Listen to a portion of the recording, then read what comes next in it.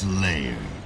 Hello, this is Stampy Longnose, and welcome to a Halo Reach gameplay commentary. This is a game of classic Slayer on the map Damnation, and I'm playing in the Teen Classic playlist, which is all on old Halo maps, or Forge created maps, remakes of Halo 1 and 2 maps, and there's also no armor abilities, and the weapons you spawn with are slightly changed. So it's quite a fun thing to do. I mean, I like playing it mainly for the fact that I can play different maps, to be honest. And this is a remake of the map Damnation, which was probably my favourite map in Halo 1. Probably that, Beaver Creek, and of course Blood Gulch. Everyone loved that map. But I'm not going to be talking about Halo Reach in this gameplay. I'm going to be talking about Halo Anniversary, which is something that I've kind of avoided speaking about, basically because I've been waiting for Halo Fest, in which they announced a load of new details about how Halo Anniversary is going to work. So I wanted to wait until I was slightly more informed before I spoke about it. So I'm going to have a quick rundown of what Halo Anniversary is and what you can expect of it. There are some obvious stuff, but I'll hopefully reveal some stuff that you didn't know. I have watched a lot of the talks that they've had at Halo Fest, a lot of the developers talking about the game, and I found out quite a few interesting new stuff about it.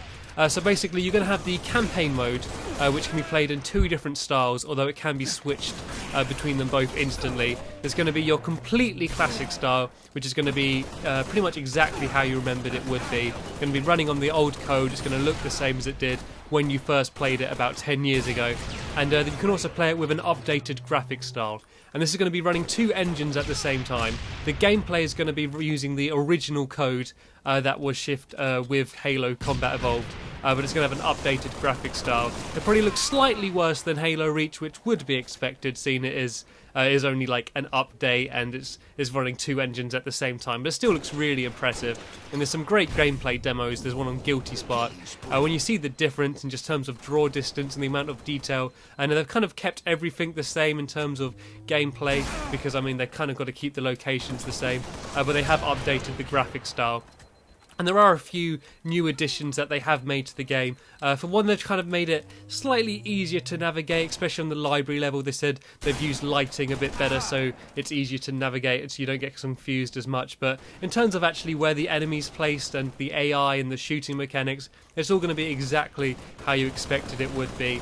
But the things they have added, they've added skulls in, and the skulls are going to work as they did in Halo 3. They're going to be collectibles you get throughout the game, hidden in difficult locations, and they said you might have to use some inventive ways to get some of these skulls. I'm assuming there's going to be some warthog flinging to be able to get some of the more difficult skulls, and you can turn them on, and there's one called Boom, which makes it so explosions have a bigger radius. One called Malfunction, which means that every time you spawn you have a slightly different bit of your HUD disappeared. So there's quite a few interesting things played around with that.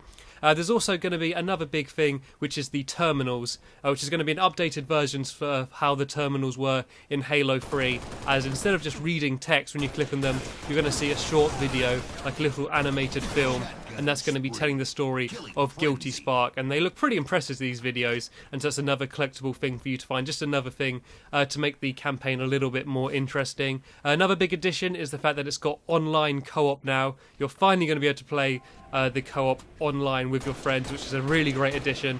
And there's also going to be stereoscopic 3D as well, and they've developed the 3D themselves. While most companies, you'll see them they get a company or they buy a program and that converts it to 3D. They've done it from scratch, so apparently it looks really impressive. It has a lot more depth than they're used to seeing. Apparently there are still a few problems with the HUD looking weird, but if you do have a 3D TV, then that might be an extra reason for you to pick up Halo Anniversary. But the thing that I'm mainly excited about is the multiplayer, which does look pretty impressive. That's going to be using the Halo Reach engine, and it will also be available as downloadable content for Halo Reach, and it will feature 6 multiplayer maps and 1 firefight map.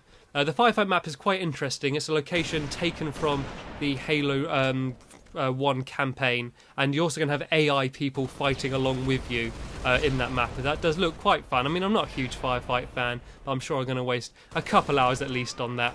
But the multiplayer maps is what I'm really interested in. They haven't released all of the maps, but they've released most of them. Like Beaver Creek and Damnations, they are released straight away. There's also Prisoner, there's going to be a remake of, and actually a map from the PC version of Halo is getting a remake, and I've never actually played that map, so that's something to look forward to. And I think there was a map from Halo 2 that they said they're going to have in it as well, but I can't actually remember what the name of that map was. So that's something going to be interesting, and that can be just downloadable as DLC for Halo Reach, meaning that they're not going to split the populations. People on Halo Reach can play with people on Halo Anniversary as well, and they're going to try and make it more of a classic experience by having a title update, and that will change quite a lot of stuff. Just will improve the game in general as well as making a classic feel. There's going to be some changes to some of the armor abilities. Of course, you can play in a core classic mode in which there won't be any armor abilities, and there's also going to be changing the pistol as well, only on certain playlists, so that it will be more similar to the original Halo pistol. 3 headshots will kill someone, and they're also going to be removing the bloom, which will be something really interesting, but there won't be any new game models or anything for any of the guns. But the changes that they'll make in some playlists to the armor abilities is that the armor lock won't be quite so powerful. Now, if you're an armor lock and you take damage, the amount of time you can spend in armor lock will be decreased. So if someone goes in armor lock and everyone throws a grenade at them, they'll pop straight back out of armor lock.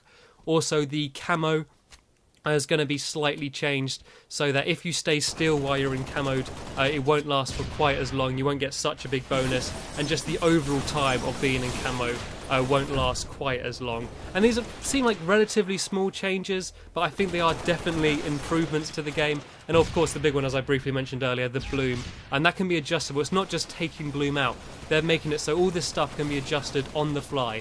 You won't be able to adjust it yourself in custom games, but you will be able to save these game types so you can use it yourself. And I think taking out bloom is something that I'm really going to like.